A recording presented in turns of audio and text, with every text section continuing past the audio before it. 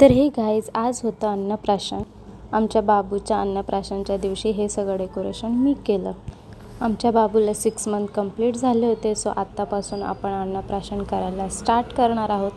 हेच छोटंसं फंक्शन आम्ही ठेवलं होतं घरी. तर डेकोरेशन कसं वाटलं हे नक्की कमेंट करून मला नक्की सांगा. तुमच्या कमेंटची मी वाट बघेन.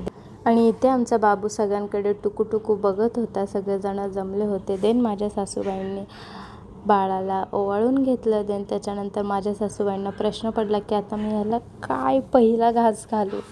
सो ते खूप विचार करून शेवटी ते बोलले की मी पाणी पाजते पहिले. सो त्यांनी पाणी पाजलं. आणि आमचं पिल्लू बघा किती पटापट पाणी पितो. असं वाटतंय का तुम्हाला की हे त्याचं फर्स्ट टाईम पाणी पिण्याचं आहे. पण बाबू खरंच खूपच खुश होता की आता त्याला पाणी मिळणार आहे असं आम्हाला फील होत होतं. देन ह्या माझ्या मोठ्या सासूबाई यांनी पण ओवाळून घेतलं. आमचं पिल्लू रडू नये म्हणून आम्ही त्याच्या हातामध्ये कॅडबरी दिली होती. ते प्लास्टिकच्या आवाजामुळे तो एकदम नादवला होता. सो माझ्या आईंनी उचलला लाडू. सो तो पण लाडू खायच्या मूडमध्ये जरा पण नव्हता. तुम्ही बघा त्याचे किती नाटकं चालले होते आणि आम्ही सगळे किती एन्जॉय करत होतो की ह्याला सगळं कसं फील होतं आहे. सगळं कसं तो एकदम भारी फीलिंग्स घेतो आहे. देन त्याच्यानंतर मी जास्त काही केलं नाही बिकॉज माझा व्हिडिओ शूट करायला मीच हा व्लॉग शूट करत होती. सो माझा जास्त तुम्हाला दिसणार नाही ह्याच्यामध्ये व्हिडिओमध्ये मी दिसणार नाही असं मला म्हणायचं आहे. देन आमच्या घरच्या ह्या 2 त्याच्या बहिणी मोठ्या. सो त्या पण त्याला खूप काही चारत होत्या की त्यांना पण एकदम खुश आणि हॅपी फील होत होतं की आता आमचा बाबू आम्हाला खेळायला भेटणार आहे आणि आता मोठा होणार आहे. देन बाबूचा मूड थोडासा स्पॉईल झाला. सो मग त्याच्या बाबांनी घेतलं त्याला आणि थोडं नादवत होते. हे माझे दीर आहेत मोठे. सो त्यांनी त्याला घेतलं होतं. देन अजून खूप फोटोशूट करायचं बाकी होतं. खूप प्रोसेस बाकी होत्या अजून. बट काय करणार तो राहत नव्हता आणि आम्हाला असं होतं की रडून त्याचे फोटो नाही काढायचे. भले अर्धा तास त्याच्या रडण्यात गेलं. त्याला शांत करूया. त्याची चिडचिड नाही झाली ह्या सगळ्या प्रोसेसमध्ये ह्याची आपण काळजी घेऊया.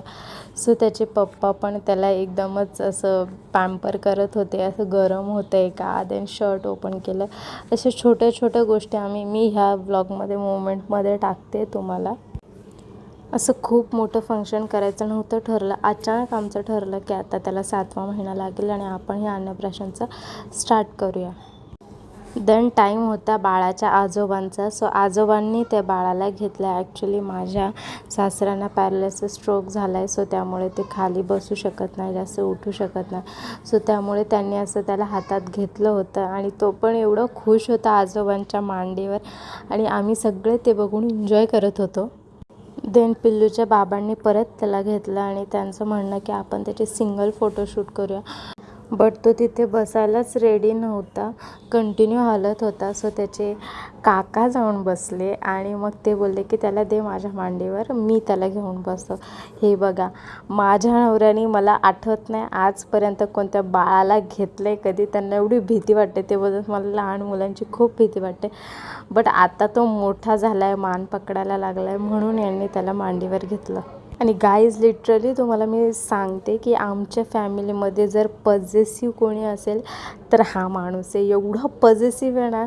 देन ह्यांचं चाललं होतं की तू ये आपण फोटोशूट करूया. सो आम्ही सगळं देण घेतलं. आजीने परत आजीची राहिली होती फोटोशूट. सो असा झाला अन्नप्राशनचा कार्यक्रम.